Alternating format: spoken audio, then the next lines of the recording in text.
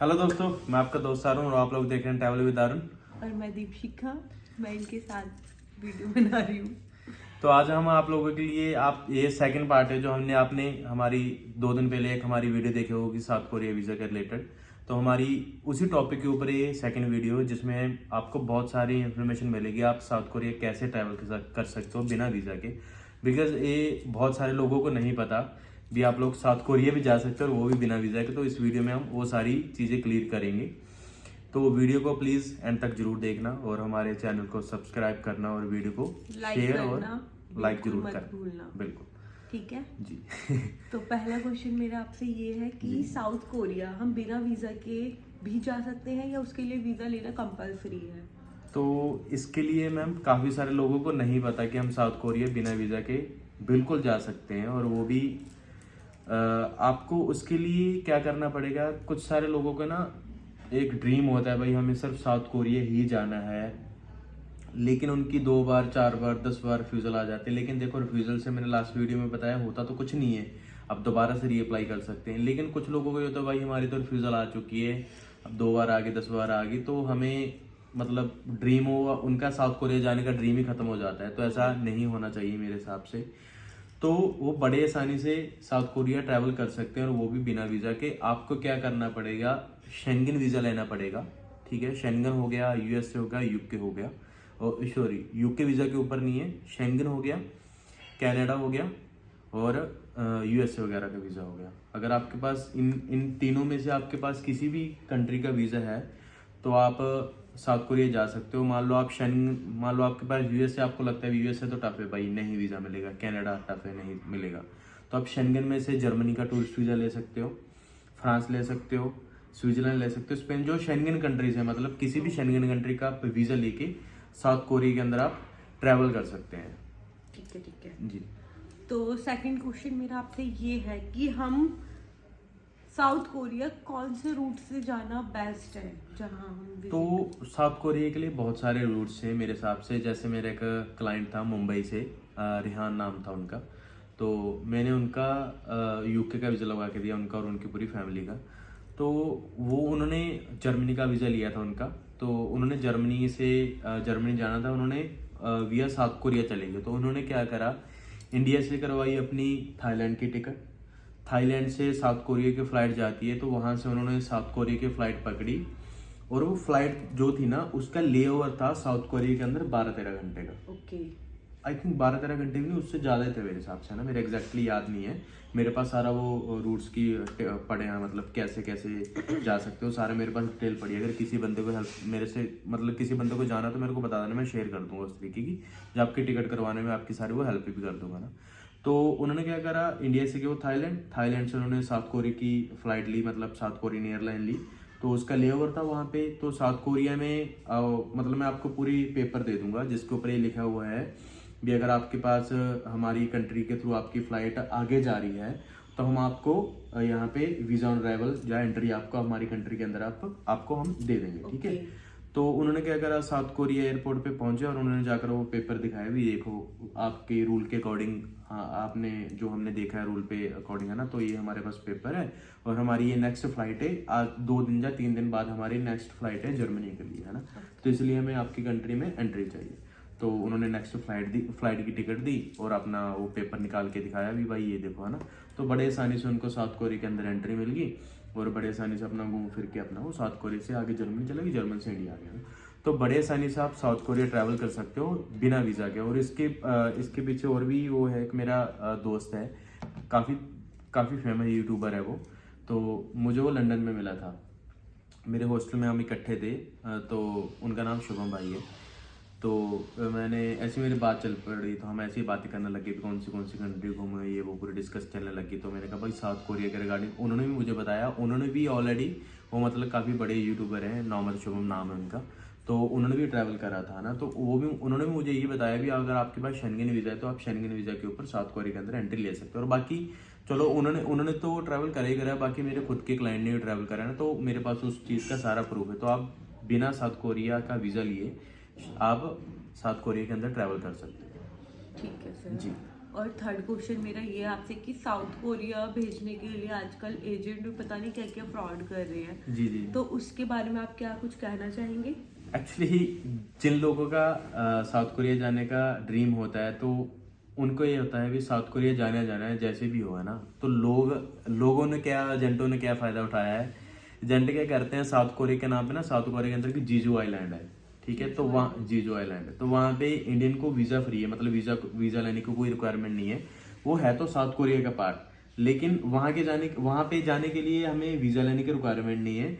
लेकिन जो south Korea की सियोल सिटी है, मान लो, वहाँ पे जाने के लिए हमें वीज़ा लेने की रिक्वायरमेंट है। मान लो जहाँ तक मुझे पता है, सेंटर में एक नदी है, वो नदी के उस साइड पे वो मेन साउथ कोरिया सियोल वगैरह रह सकता है, एक साइड पे जीजू आइलैंड रह जाता है ना। तो एजेंट क्या करते हैं, साउथ कोरिया के नाम पे लोगों को जीजू आइलैंड भेज देते हैं, भी आपको भाई हमने साउथ कोरिया पहुंचा दिया, बिकॉज लगती तो उसकी भी साउथ कोरिया के स्टैम्प पे। जीजू आइलैंड जब आप जाओगे तो वहाँ पे पूरा लिखा होगा जीजू आइलैंड साउथ कोरिया, ये वो फलाना ढिमकाना, जो भी मान लो इमिग्रेशन का होता है, तो सारा उस पर वही लिखा होगा। लेकिन एजेंट इस चीज के ऊपर फ्रॉड करते हैं बहुत तगड़े वाला। तो लोगों को, बेचारों को, किसी से 2 लाख ले लिए, किसी 4 लाख ले लिए, किसी 5 लाख ले लिए, लेके उनको सियोल के नाम पे पहुंचा देते हैं, जीजू आइलैंड पहुंचा देते हैं। तो जीजू आइलैंड से अगर कुछ लोग सोचते हैं ना, एजेंटों की बातों में आ जाते हैं, भाई जीजू आइलैंड से हम आपको निकलवा के सियोल भेज देंगे या कुछ कर लेंगे, तो इन चक्करों में मत पड़ना, वो फ्रॉड है और पैसा भी बर्बाद है, और आपके लिए बहुत सारी हर्डल्स आएंगी आपको वहां जाने के लिए।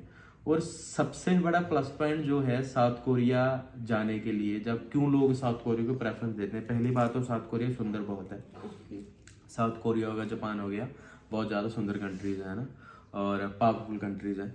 और सबसे बड़ी बात, साउथ कोरिया में ज़्यादातर लोग जो हैं वो असाइलम ले लेते हैं, असाइलम ले लेते हैं, जैसे कि मतलब ये बोल देते हैं हमें अपनी कंट्री से खतरा है, हमें आपकी कंट्री में रहना है। और साउथ कोरिया का असाइलम का ये प्लस पॉइंट है भी, आप साउथ कोरिया का असाइलम लेके आप इंडिया भी आ सकते हो।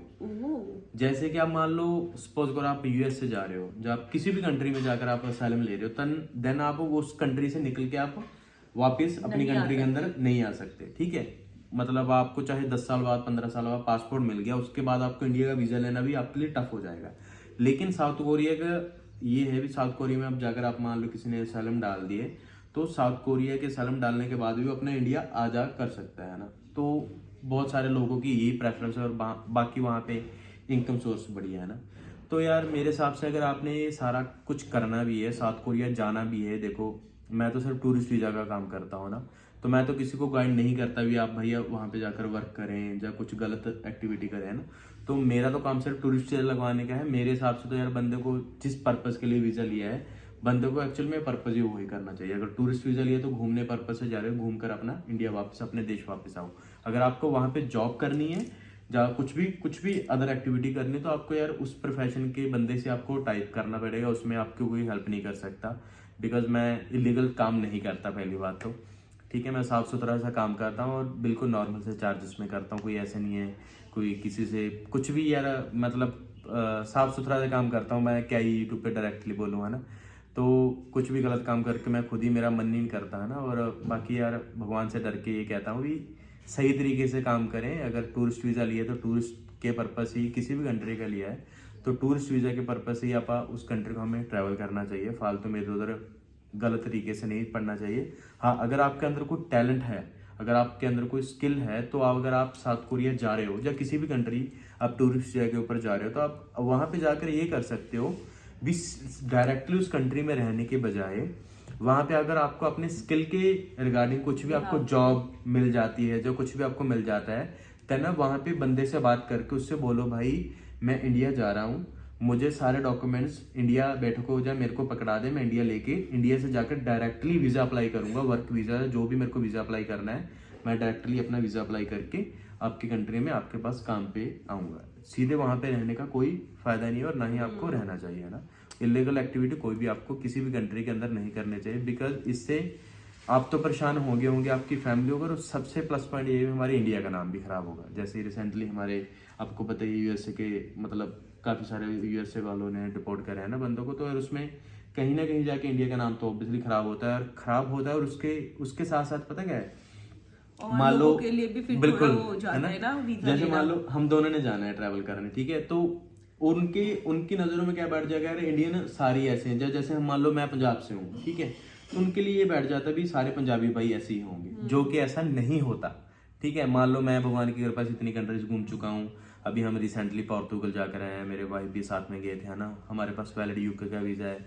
तो हमें क्या होता है यार भी, हमें गलत काम नहीं करना, बिकॉज हम टूरिस्ट वीज़ा के लिए जा रहे हैं। और अगर कुछ वहाँ पे जाकर पता क्या, अगर कुछ लोगों का मैंने ये देखा है, अगर टूरिज्म पर्पज के लिए भी जा रहे हैं ना, वहाँ पे जाकर मतलब लक्सी करते हैं, बिहेव करते हैं, जो कुछ भी है ना, तो वहाँ पे जाकर भी भाई एक ट्रैवलर की तरह ही रहना चाहिए, कुछ भी गलत एक्टिविटी नहीं करनी चाहिए, बिकॉज उससे आपकी इंडिया का नाम, आपकी स्टेट का नाम, आपको परेशानी आएगी, आपकी फैमिली को परेशानी जरूर आएगी ही आएगी। ठीक है, तो बाकी अगर आपका फिर भी कोई डाउट हो, कोई भी आपकी इंक्वायरी हो, आप मुझे यूट्यूब पे कमेंट करें, आप मुझे इंस्टाग्राम पे मैसेज कर सकते हैं, आप मुझे कॉल कर सकते हैं। बाकी दीक्षिका मैम, आपका कुछ कहना हो, आपने कुछ लोगों को अपना एक्सपीरियंस या कुछ आपने बताना हो उनको? तो बाकी बने रहिए हमारे चैनल के साथ, मिलते हैं अगली वीडियो में, और प्लीज़ वीडियो को शेयर और लाइक करना मत भूलना। Thank you. धन्यवाद।